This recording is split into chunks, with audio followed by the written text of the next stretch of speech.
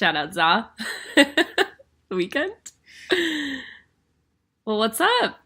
This is our first podcast. Woo! Yay! Yeah. We're calling it the Lazy Girls Podcast. Obviously, that's every basic bitch's fantasy, or that's what they call themselves. I'm Lee. And I'm Lo. And we're so excited to talk to you guys. This is our first podcast. We don't really know what we're doing, so we're just going to wing it. Don't know where it's going to go, but if you love us, shout us out. Hey. Exactly. And so we're just going to kind of shoot the shit, talk about our experiences, just chat on everything. So today we're going to talk about Americans dating Europeans. I feel like that's a good, very relevant topic. We'll talk about our personal experiences. If you're already dating a European, you'll get it. If you're thinking about it, here's what to look out for. We're going to have some good and some bad, obviously, but no, go with it. I mean, it's great, and I'm currently involved with one, and it's amazing. I love him dearly, but there's definitely some pros and cons, and I think it's just a good topic to talk about because cultural differences are huge in why relationships work or they don't work. And so I think it's just really important to shout it out. Do you want to maybe start with your experience without, you don't have to give too much into it, but your journey with the European? Well, first off, there's just so much to learn. Literally, don't even know what the fuck they're talking about. You're shoot the shit. What do they even say? Oh, shite. Yeah. Or, taking the piss. Who says that? Well, and what really attracts you when you first meet them is obviously their accents. 100%. And I mean, every accent has its own unique flair, but I think the British accent or, in my case, Irish, Australian, they're all... It's fall just for the it. Exoticness of them, of course. You're oh, this is not something that I thought I was going to get, let alone, their accents, honestly. Sometimes their bodies, but yeah, that's not always. And sometimes it goes down, just like any relationship you're in. This goes down. Exactly. But yeah, I think it's really important to note that, when you're with somebody, you're going to have clashes, and I think the biggest thing is maybe understanding what they mean. Like Lo is just talking about, they say verbs or they refer to things differently, and so you're I don't understand, and it can cause... Or even just knowing, their verbiage. Yeah. My European would always say babes, and I'm are you talking to me as your babe, or are you calling everyone a babe? Is that a thing? Yeah, I've never really heard anybody say babes, and I'm that's so weird. Is it feminine even? yeah, which was always really fucking weird. But and do you want to maybe then talk about was it different at all when you were living here with him in America versus, so I guess to give some backstory, Lo lived in the UK for a little while, and then went back and forth to visit. So I'm wondering, maybe if you want to share, was it different when he was in your territory versus when you were in his territory? I mean, I guess it really depends on the person, to be honest, but most Europeans love Europe, obviously, but then you also have Europeans that love America because there's that American dream that they love to follow. But I would say that my European was all about being in Europe, which was harder on me because then I had this, void to fill of being in Europe when I had no legal right to live there. Yeah. And so trying to be out there as much as possible. Obviously, if you haven't gotten the picture, we did long distance for a long time, and it was hard as fuck. I don't think would really want anyone to be in a long distance, but I always tell people if you think it's worth it, do it because no one can tell you otherwise. But I think when he was out here, it was okay. It was great. I mean, it's easier because he was actually a U.S. citizen as well as a European citizen. So he had dual citizenship, had the freedom to do whatever he wanted. As I said earlier, I didn't really have that freedom. So those are the cats. They love us. I was like, no.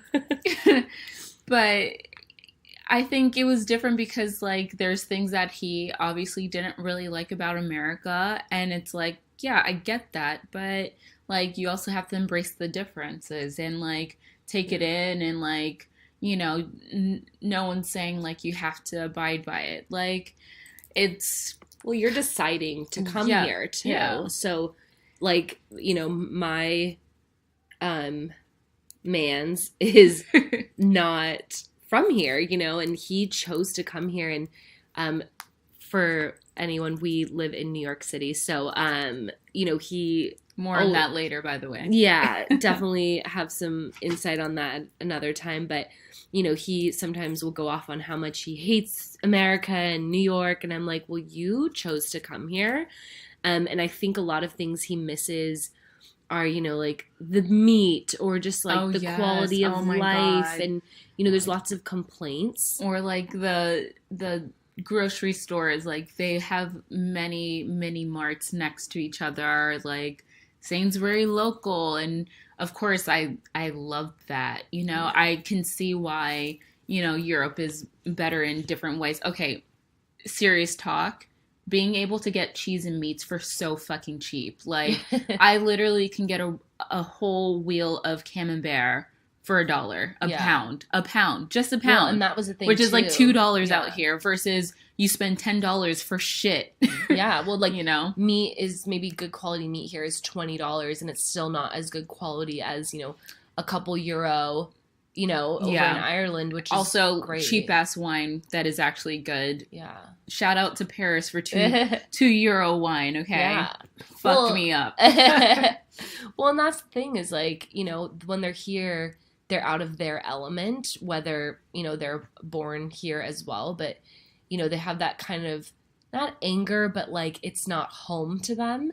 So I think when dating someone here, or if you're thinking about it, if you've matched with someone on a dating website or found them online, you know, or met them out in the wild, I guess it's all about understanding that they're out of their element and there's adjustments and you have to kind of be okay with it. Because if you think about the other way, I feel like Americans, when they go to Europe, we embrace it. Yeah, you're like blissfully excited about change and the fact that you can't get things in America here and you are excited about that, where I feel like they almost have the opposite reaction. They come here and they're like, completely agree. Yeah, why are my crisps not the same flavor as back home? What even are crisps? If you don't know, it's your potato chips. Exactly. And they call chips actually fries. I'm sure you guys know this if you don't, but which is weird because I'm always like, I want chips, and he's like, oh, you want crisp? Yeah. I'm like,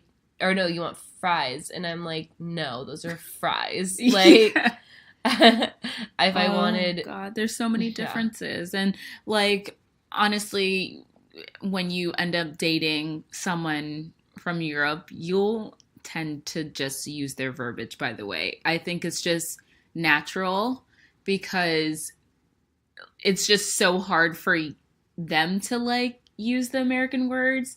And I think that's also dives deep into their mentality a lot. Again, we were talking about like them not being as open, but it's just like even their mentality for how they do day to day is completely different from Americans. Yeah. We are raised up completely different. Again, like the whole American dream, you know, white picket fence kind of thing. And in Europe, that may or may not be. There's no travel agenda for Americans. I feel like you go to school, you graduate, you get a job, you start a family, you buy a house, start a family, and you get old and die. Like, I mean, really, that's it.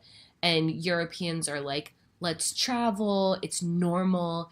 It's okay to not have the 9 to 5 figured out for a long time. I think Yeah. both of our Oh my um, gosh. men, That is didn't something so have. hard to like. Yeah.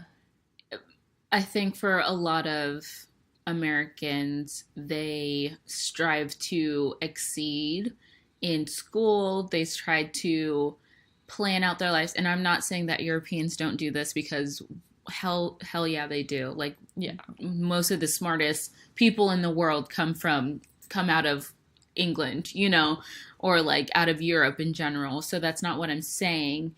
However, you also have the other spectrum of where people are okay with not having a 9 to 5, not knowing everything from the get-go. I'm a person that knew what I was going to do in life by the 10th grade. And when I say the 10th grade, it was actually late in my mindset. Like, people knew in the 6th grade what they were going to do and started working towards it in the 6th grade. I went to like a really good high school, and they had an international baccalaureate program where people literally did so many credits, AP credits, that they had 2 years done by the time they got into college. Like, that kind of shit. So I think that even that mentality is completely different from Americans, where you go and you're like, why don't you have a job? Why aren't you making this much money? Why don't you have a nice car? And why aren't you buying me expensive ass gifts? And they're more about, because I want to fucking live, which is a great thing as well, because I swear in America, everyone lives to work, and Europeans work to live. And I love that. There's a sense of enjoyment, and there's a sense of like, things here are so expensive compared to what they're used to. And not that like major cities like Dublin, London, Paris, like, they're expensive. They totally are expensive AF. But at the same time, their quality of life or living is cheaper, that when they come here, like, the person I'm with, they'll be like, everything is so expensive. I can't believe it. And it's like, this feels normal to Americans because this is what we're used to. We live in New York City. It's a big city. We expect things to be expensive. And especially I think just living in New York, with that name comes money. Yeah, so I think there's just a lot, like, we live in Manhattan, and I won't compromise on that. And I'll, I don't have a doorman or anything, but I won't. Goals. Yeah, those are definitely goals. But I don't want to live anywhere else, and I will not compromise on that, where, these people are coming from small towns outside of the bigger cities. So to them, everything is really cheap of living. And so, or even not even just cheap of living, they don't have higher standards of living in, like, they don't have to keep up with appearances. Yeah, I think that's definitely something that was hard for me too, is just knowing, like, I was actually born and raised in Miami. Shout out to my Miamians. Trio 5.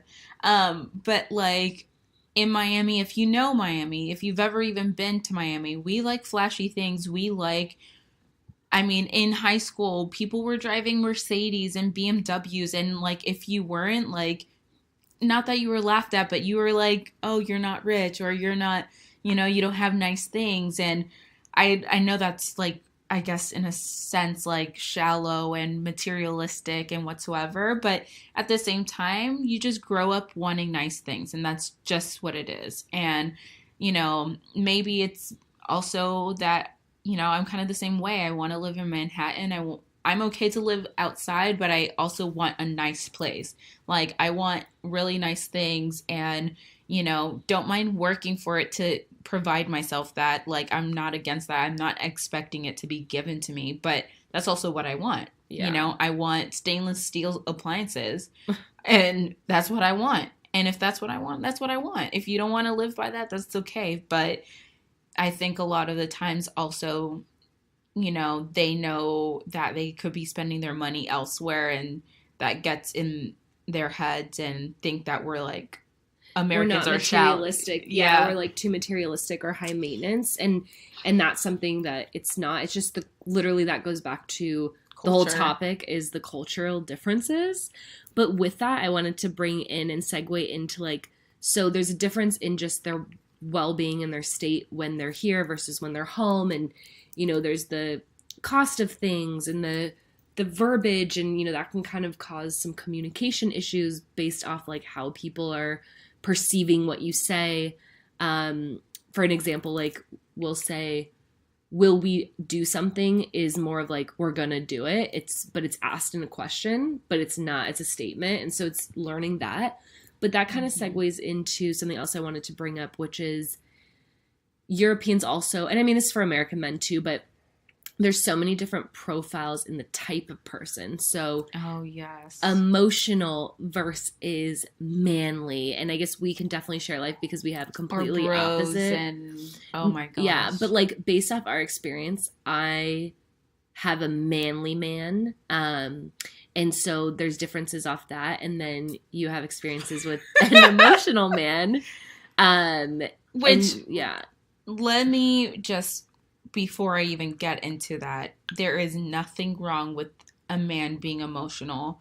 Well, if anything, it's actually a great thing. But then there's also what happened to me, which is being with someone that is extremely emotional to the point where it's in a sense manipulative, where you can't even.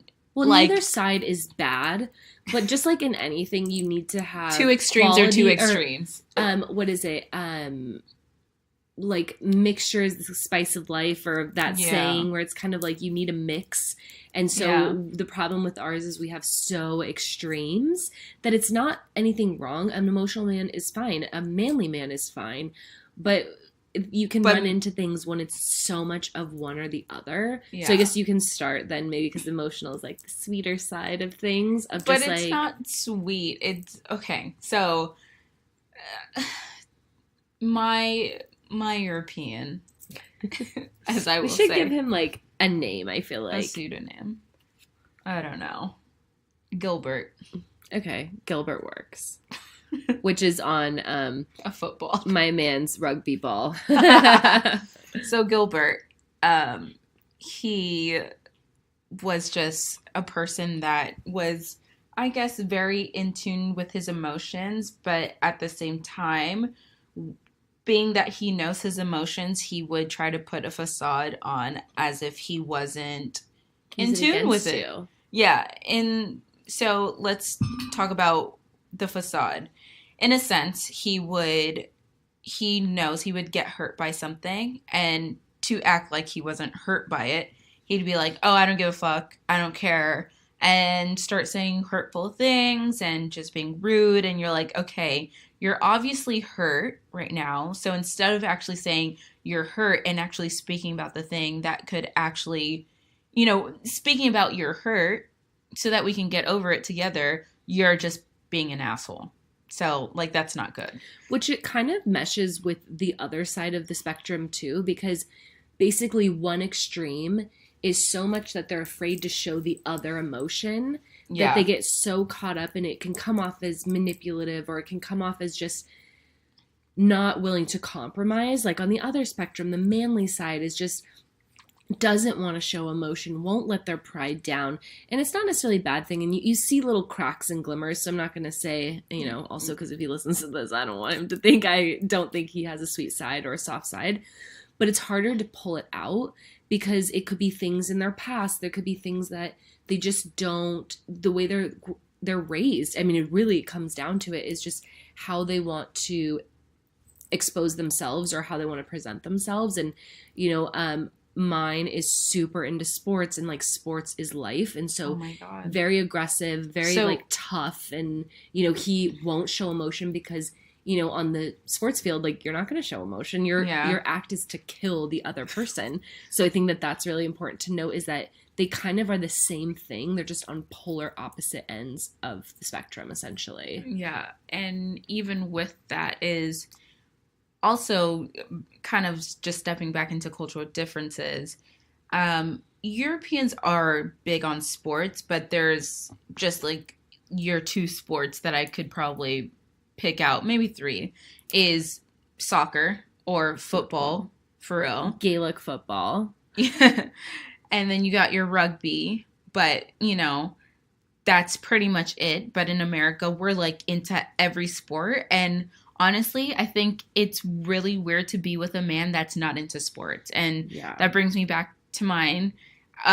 It was really, really weird for me, like, to get used to that. I'm so into sports. I grew up watching the Heat and the Dolphins, even though I know it, we all know, but like the Heat, still my number one team. I don't give a fuck. Small tangent.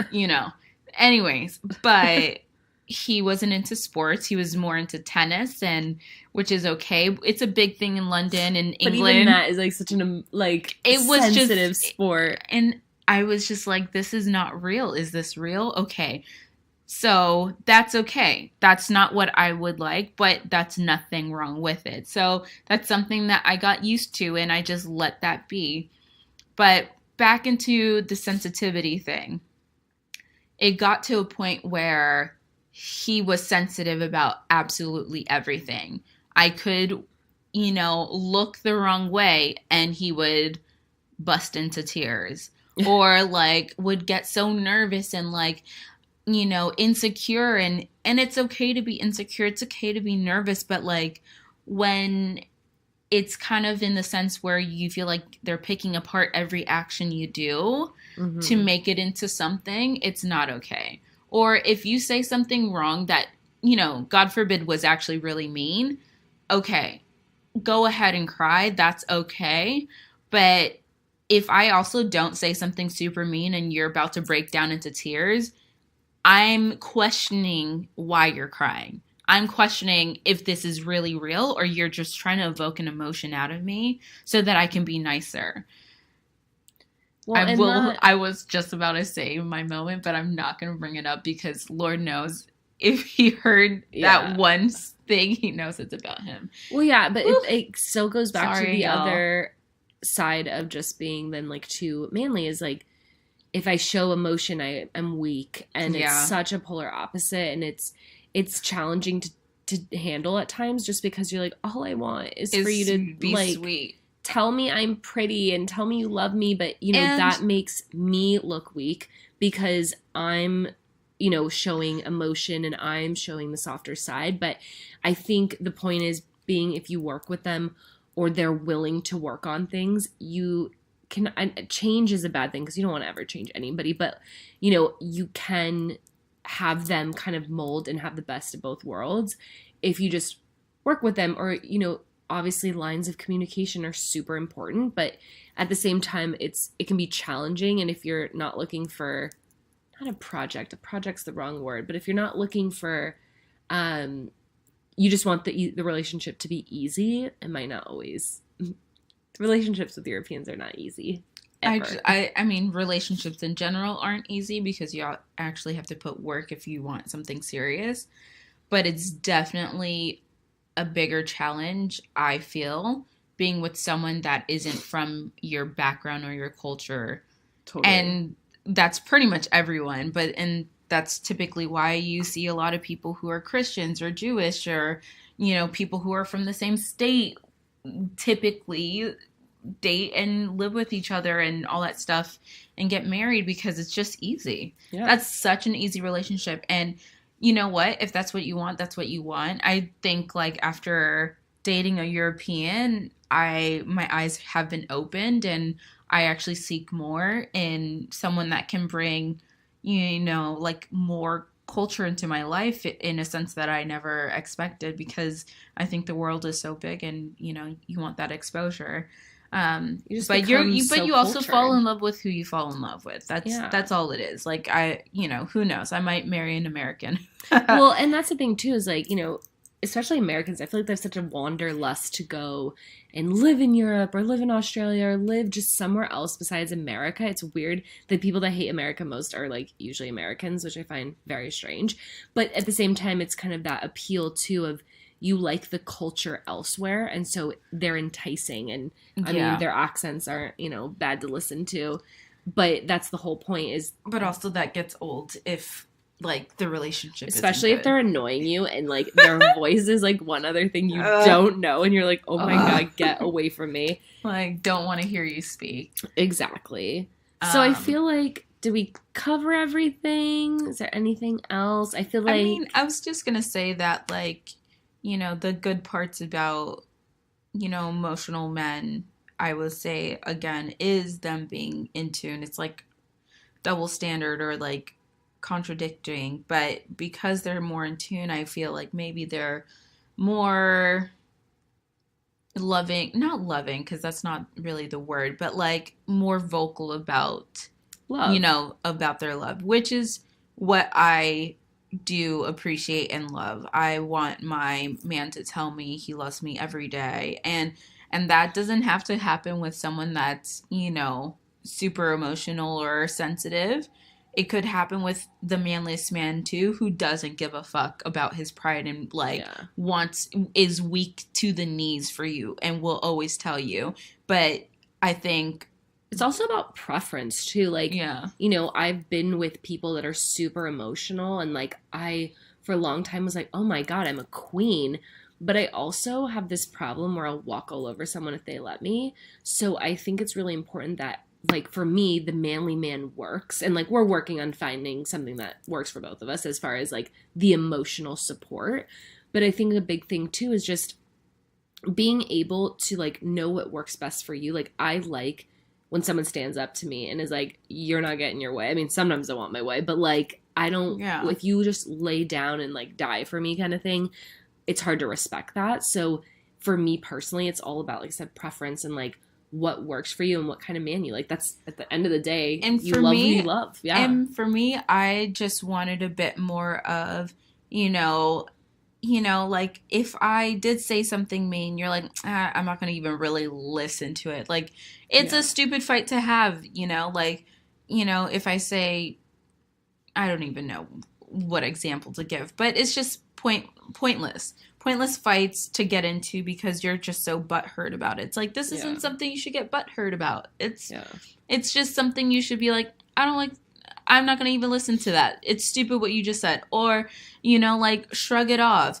Or knowing, actually, we were talking about this earlier, knowing when your girl's PMSing and knowing when to say shit and take shit to heart. Because if I'm PMSing, I'm PMSing. And if I told you and you still, like, try to, like,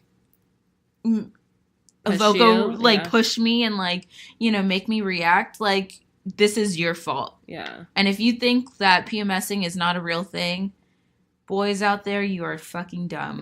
Like, please. Yeah. Like, we make so many videos about it. Guys make so many videos about it. Guys are always talking about, you know, girls PMSing and trying to bring them chocolate. Like, it's a real fucking thing. It's not a fucking joke. Well, and like... And if you can't handle that, you should not be with a woman. I'm just saying. Totally.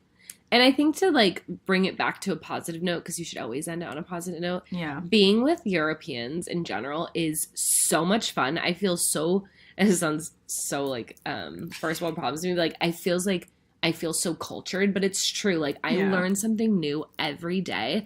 I'm learning and seeing more of the world because of it. Yeah. And I feel like I'm getting out of my little box by knowing things I've never, like, even heard before. And my vocabulary is expanding, not always for the better, but, you know, it's expanding nonetheless. And, you know, you get to see parts of the world because of them, because they went there and you're sharing experiences. So I think that, like, there's definitely a lot to learn and there's a lot of growing pains in adjusting, but I think that there's a lot of positive in the sense of you're getting to know so much more of the world outside of your little bubble, and you're getting there. You're also sharing your culture with someone else. So it's not only about you learning more, but it's about exposing other people to other parts of, you know, America and them wanting to come here and explore. Also, I just feel like everyone needs to go to Europe. Like, get to Europe, and then every flight out of your hub is going to be so cheap.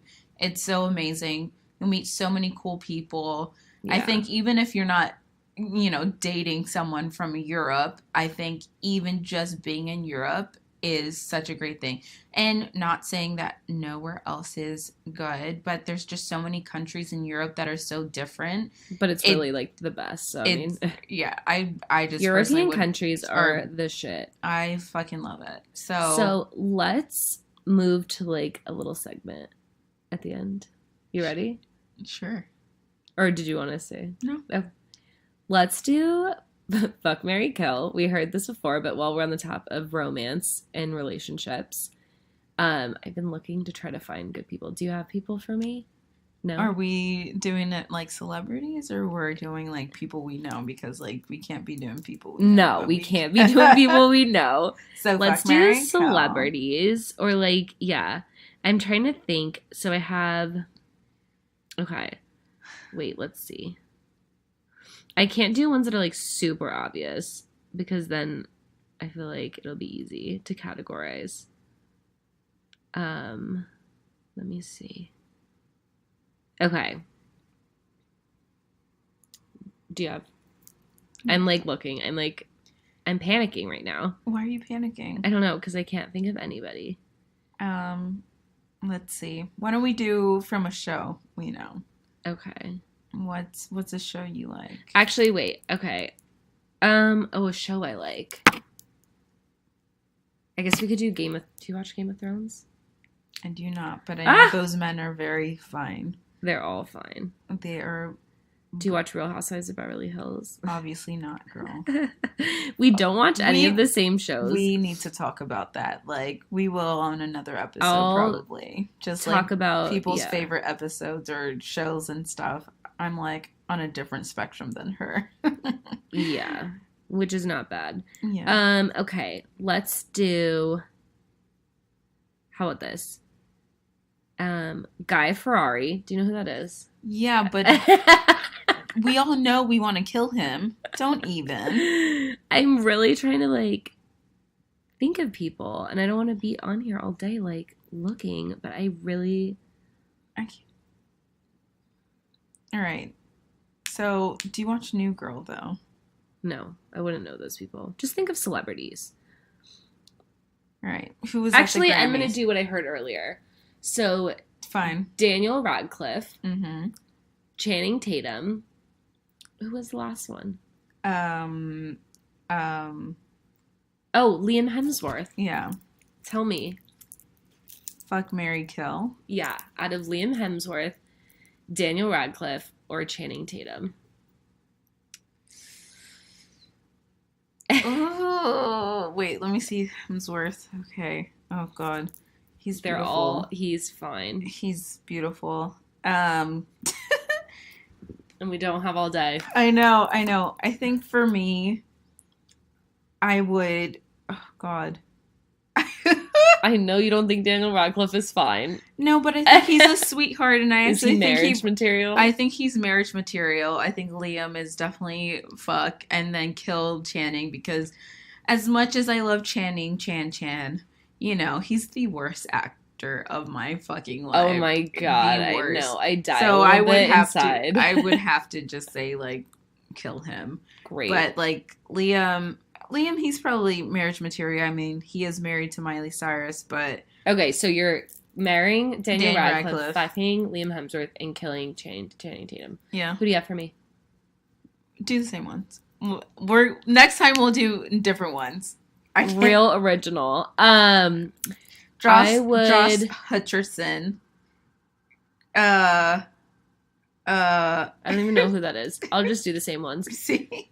I'm gonna say that I would marry Liam Hemsworth, obviously. He has an accent. That's the whole point. Daniel Radcliffe has an accent as well. Liam Hemsworth has an Australian accent. Yes, he does. So it's better. Yeah. You're gonna marry him? I'm gonna marry Liam Hemsworth. Yeah, he was... I'm going to... Maybe I do like the sensitive guy. Daniel Radcliffe. I was thinking that you probably do. So now I like sensitive guys. Even though I was talking like shit. Them. Hold on, let me finish my thing. It's all about me. It's all about my love. moment. I would say that I'm gonna fuck Channing Tatum. I gotta have the manly beefcakes. I think that I found my type. And I would probably kill Daniel Radcliffe. I mean, he's great, but like, he's Harry Potter. I'm good without it. All right, guys. I think we've taken up enough of your time for the episode. Have any last words, thoughts, anything? Nada. That's it. Until next time. Peace out.